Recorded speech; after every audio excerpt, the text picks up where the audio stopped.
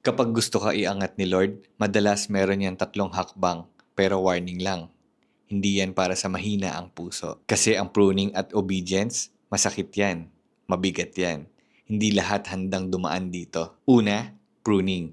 Tinatanggal ni Lord lahat ng bagay na hindi para sa'yo. Pwedeng tao, ugali, o kahit opportunities na akala mo kailangan mo. Hindi para parusahan ka, kundi para iposition ka sa tamang lugar. Kaya wag mo iisipin rejection yan. Redirection yan. Yung iniisip mong pagkawala, protection at preparation yan galing sa Diyos. Ang pangalawa, obedience. At ito ang pinakamahirap. Minsan, hihingin ni Lord na bitawan mo yung gusto mo. Magpatawad kahit masakit.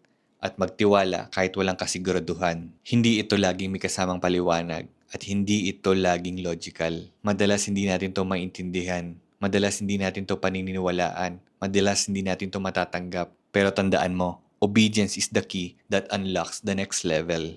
Kung hindi ka pa handang sumunod kasi hindi mo gets kung bakit, baka hindi ka pa handa sa elevation na hinihiling mo. Pangatlo, sudden elevation. Pagkatapos ng pruning at obedience, bigla na lang bubukas ang mga pinto. Darating ang promotions, aapaw ang mga blessings. Yan yung madalas natin naririnig sa iba na pag dumating na yung blessings, sinasabi nila sobra-sobra yung binigay ni Lord, hindi nila inexpect. Pero tandaan, hindi yan sudden kay God. Matagal ka na niyang hinahanda.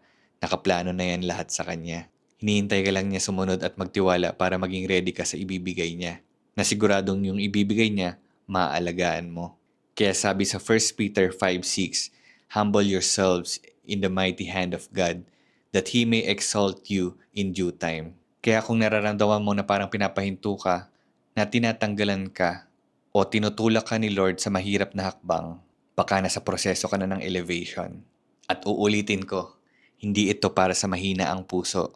Pero kung kaya mo magtiwala at sumunod, ihanda mo na yung sarili mo sa kung ano man itinakda ni Lord para sa'yo.